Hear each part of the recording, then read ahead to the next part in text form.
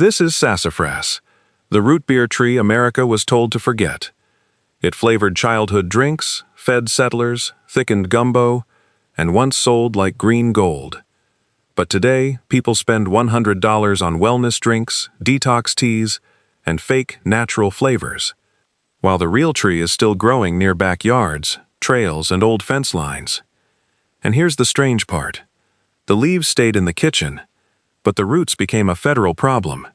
So before you buy another bottle of fake root beer or another overpriced tonic, look closer.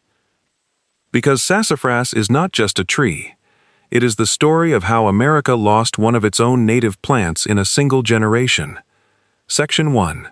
The tree hiding in plain sight. And the wildest part is, sassafras is not some rare imported herb sitting on a high shelf at Whole Foods. It is a Native American tree. It grows across much of the eastern United States, along woodland edges, hiking trails, old farm fences, roadside thickets, and sometimes right near people's backyards. Most Americans could walk past it a dozen times and never realize they were looking at the tree behind real root beer. And once you know the leaves, you almost can't unsee it. One leaf looks simple and oval. Another looks like a mitten. Another has 3 lobes, almost like a tiny green flag. It is almost like the tree left America 3 clues. For gardeners, this matters. Sassafras is not a windowsill herb or a small patio plant. It is a real tree, better suited for a larger backyard, a woodland edge, a native plant garden, or the outer layer of a food forest. But sassafras was never just a pretty native tree. For a long time, it was a whole household cabinet, growing out of the ground. Section 2. The Whole Tree Cabinet. Before Americans had CVS cold aisles, Whole Foods wellness shelves, Costco supplement bottles, or detox teas in glass jars, native communities already understood sassafras in a much deeper way. They did not see one tree with one use. They saw roots, bark, leaves, twigs, wood, scent, season, and purpose. Traditional records describe the root bark being used in teas and spring tonics. The leaves became food. The twigs and bark were valued for their strong aroma, even for old oral care traditions. The wood had household uses, and the berries fed birds and wildlife long after humans stopped paying attention. Here's the thing. Today, we buy separate products for everything. Flavoring in one bottle, herbal tea in another, supplements in another, a backyard ornamental from one aisle, a wildlife plant from another. But sassafras touched all of those worlds from one tree, and the most public part of that tree, the part that survived the longest, did not survive in a pharmacy. It survived in gumbo. Section 3. The leaf that survived. Filet powder. And this is where sassafras splits into 2 completely different stories. The root became controversial. The leaf stayed in the kitchen. If you have ever eaten real Louisiana gumbo with filet powder, you have already met the safer, quieter side of sassafras. Filet is made from dried sassafras leaves, ground into a fine green powder, then used to thicken gumbo and give it that earthy, herbal, slightly peppery depth. This is not some wellness trend invented last year. This is old Southern food culture, shaped by native knowledge, especially Choctaw influence, and carried into Cajun and Creole kitchens. And here's the detail most people miss. Filet is usually added after the heat is lowered, or sprinkled right into the bowl, because boiling it too hard can make the texture stringy. So if sassafras was so dangerous, why did one part of it stay in American food? The answer is simple, and it changes the whole story. Leaf and root were never the same file. Section 4. The root bark.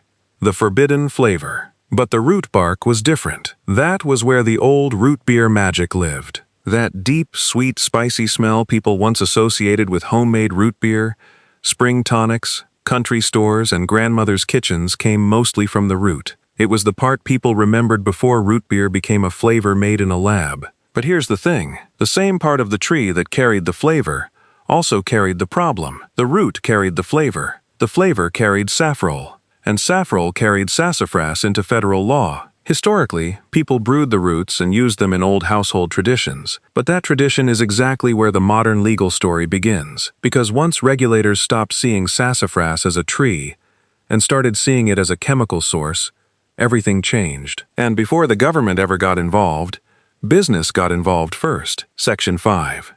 Green gold, the colonial obsession. And honestly, sassafras was never some tiny folk herb hiding on the edge of history. For a while, it was one of the most valuable plants coming out of the New World. When European traders learned about sassafras, they did not treat it like a backyard tree. They treated it like green gold. The bark, the roots, the scent, the promise of medicine, all of it created demand. Colonial settlers saw money in it. European buyers paid high prices for it. Ships carried it across the Atlantic. And for a time, sassafras became one of early America's important exports. But this is where the story starts to darken. What native communities had known as a living tree became a commodity. And when a tree becomes a commodity, people stop asking how to live with it. They ask how much they can take. But the strangest part is that sassafras did not stay in old trade records. It moved into something much more familiar: childhood. Section 6. Root beer, grandmothers, and the taste America forgot. And this is where sassafras entered American memory in the most powerful way. Not as a law, not as a chemical, as a flavor. Old soda fountains, glass root beer bottles, corner stores, homemade tonics, and grandmothers brewing spring tea in the kitchen. For many families, sassafras was not exotic. It was familiar. Most people today think root beer is just a sweet brown soda from the grocery store. But originally that flavor pointed back to real plants.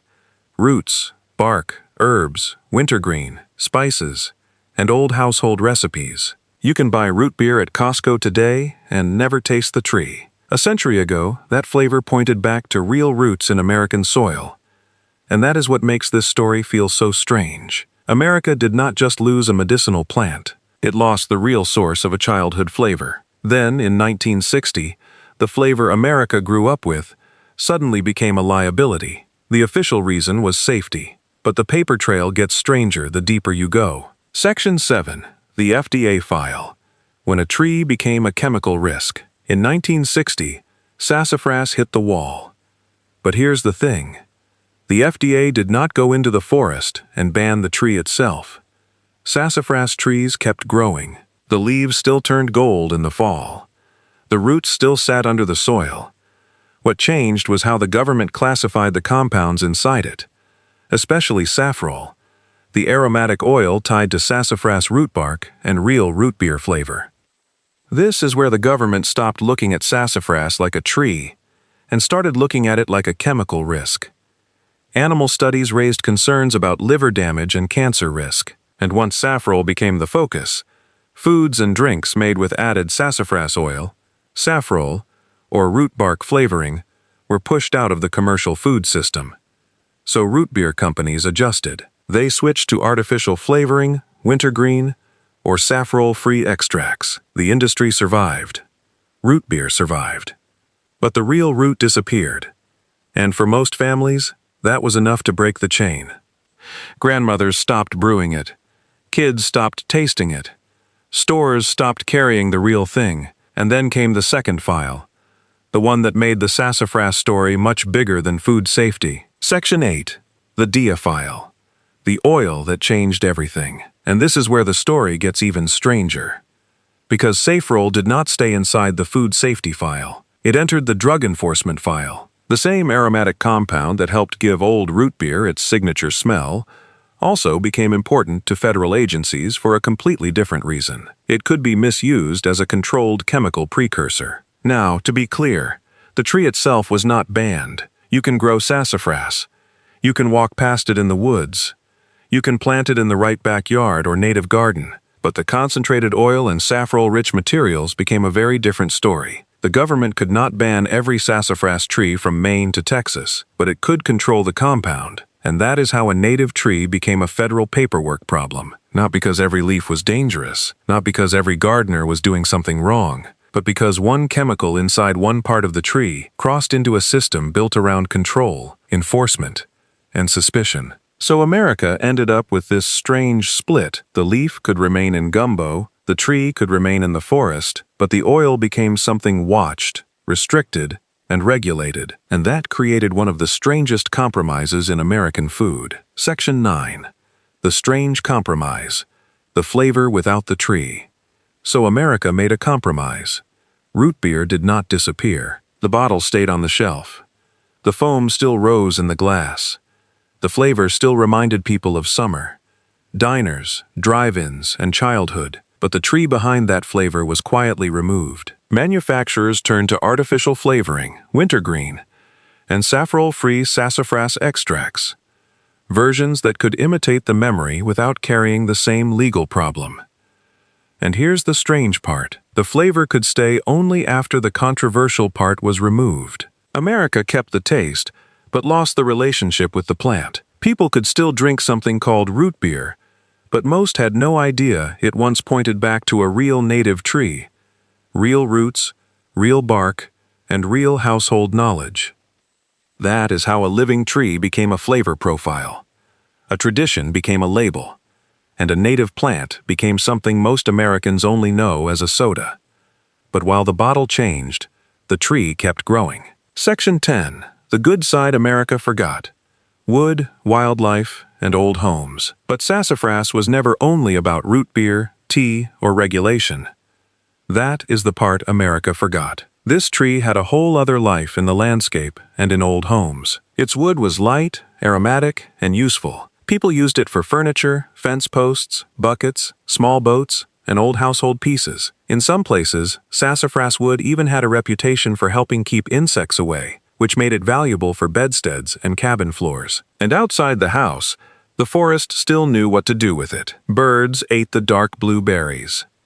Deer browsed the twigs and leaves. Rabbits, bears, and other wildlife used parts of the tree. Butterflies and caterpillars depended on it too. Americans forgot the tree. The forest didn't. For gardeners, that changes the whole frame. Sassafras is not just a forbidden flavor story. It is a native tree, a wildlife plant, a fall-color tree, and a piece of ecological memory still standing in plain sight. And here's what gardeners need to know. The tree itself is not illegal. Section 11. Can you grow it? The backyard comeback. So can you actually grow sassafras in America?